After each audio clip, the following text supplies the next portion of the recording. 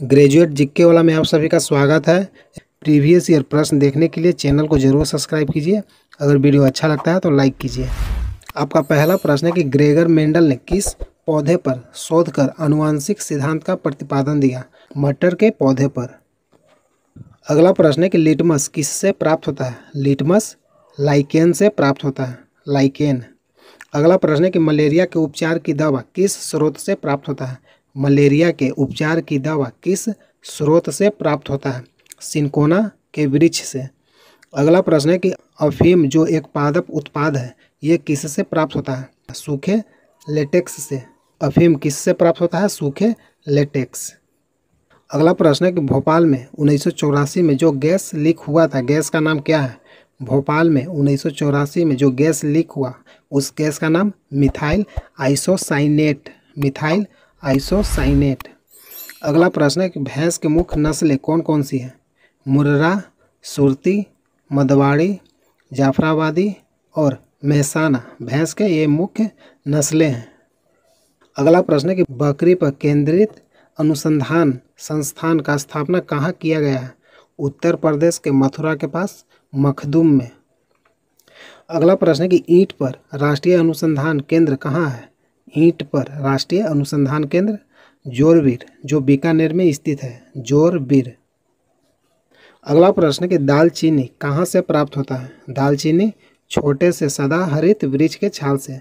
दालचीनी कहाँ से प्राप्त होता है? छोटे से सदाहरित वृक्ष के छाल से। अगला प्रश्न है कि मसालों की रानी किसको कहा जाता है? मसालों की रानी इलायची को, मसालों की रानी इलायची। अगला प्रश्न है कि फूलों के संवर्धन में विज्ञान को क्या कहते हैं? फूलों के संवर्धन के विज्ञान को क्या कहते हैं? फ्लोरिकल्चर कहते हैं। अगला प्रश्न है कि पेडोलॉजी में किसका अध्ययन किया जाता है? पेडोलॉजी में किसका अध्ययन किया जाता है? भूमि का। अगला प्रश्न है कि सिस्टमा नेचर किसकी पुस्तक है? सिस्टमा नेचर लिनियस का। सिस्टमा नेचर किसका पुस्तक है? लिनियस। अगला प्रश्न है कि दूध से दही के रूप में जमने का कारण क्या है? दूध से दही के रूप में जमने का कारण लैक्टोबैसिलस, लैक्टोबैसिलस। अगला प्रश्न है कि विषाणु में क्या होता है? विषाणु में न्यूक्लिक एसिड और प्रोटीन। विषाणु में क्या पाया जाता है? न्यूक्लिक एसिड और प्रोटीन। अगर वीडियो अच्छा लगता है तो वीडियो को लाइक कीजिए, चैनल को सब्सक्राइब कीजिए। अगला प्रश्न है कि जंतुओं में होने वाले फुट एंड माउथ रोग किससे उत्पन्न होता है? जंतुओं में होने वाले फुट एंड माउथ रोग किसके कारण उत्पन्न होता है? विषाणु के कारण।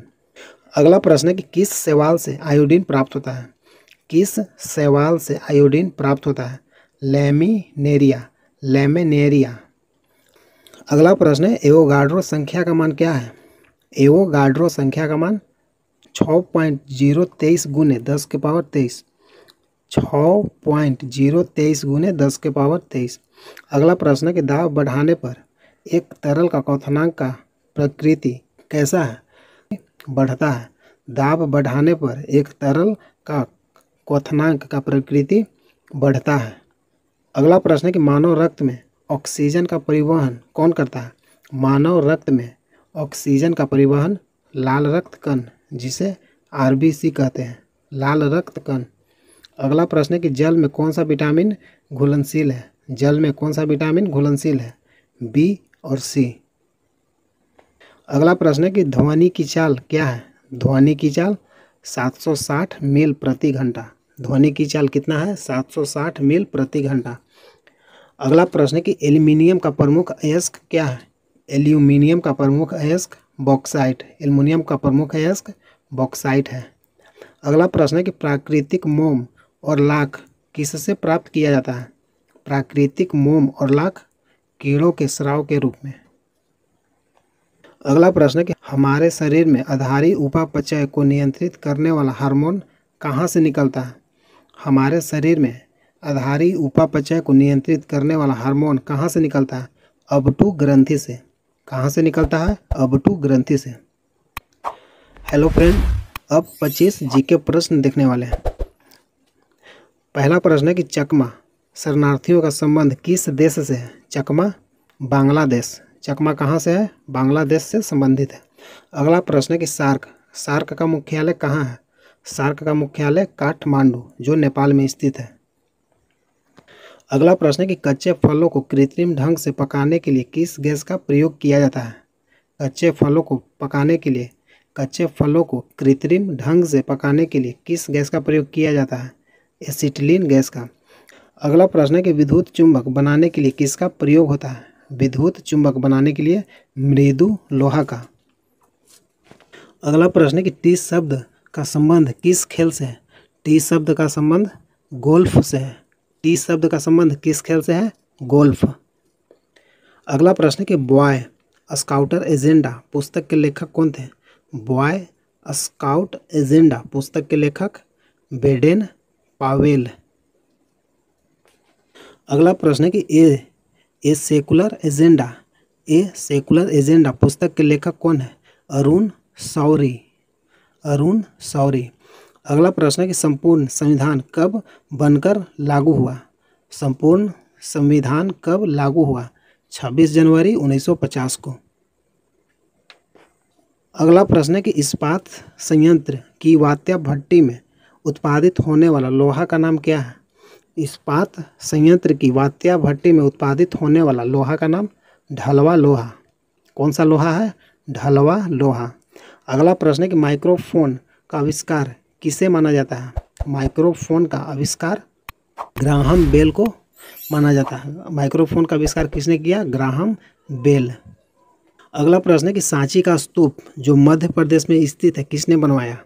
सांची का स्तूप किसने बनवाया? अशोक ने। सांची का स्तूप कहाँ स्थित है? मध्य प्रदेश में। सांची का स्तूप कहाँ है? मध्य प्रदेश। किसने बनवाया? अशोक ने। अगला प्रश्न है, ये तो कई बार पूछा है, ये प्रश्न कई बार हर एग्जाम में आपको देखने को मिलेगा। गुलाम वंश के संस्थापक कौन था? गुलाम वंश के संस्थापक कुतुबुद्दीन ऐबक। गुलाम वंश के संस्थापक कौन था? कुतुबुद्दीन ऐबक। अगला प्रश्न है कि पूर्वी घाट तथा पश्चिमी घाट का मिलन स्थल का नाम क्या है? पूर्वी घाट तथा पश्चिमी घाट का मिलन स्थल का नाम नीलगिरी पहाड़ियाँ। अगला प्रश्न है कि लावनी और तमाशा कहाँ का लोक नृत्य है? लावनी और तमाशा महाराष्ट्र। लावनी और तमाशा कहाँ का लोक नृत्य है? महाराष्ट्र का। अगला प्रश्न है कि प्रसिद्ध संगीतकार तानसेन किसके दरबारी थे? प्रसिद्ध संगीतकार तानसेन किसके दरबारी थे? अकबर का। अगला प्रश्न है कि यूनिसेफ का मुख्यालय कहाँ है? यूनिसेफ का मुख्यालय न्यूयॉर्क। यूनिसेफ का मुख्यालय कहाँ है? न्यूयॉर्क।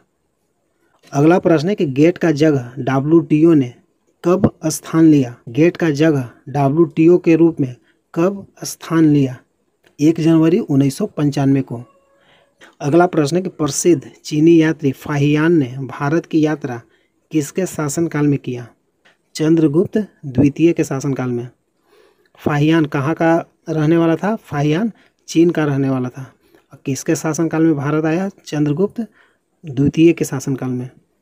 अगला प्रश्न है कि मनसबदारी प्रथा किसने चलाया? अकबर ने।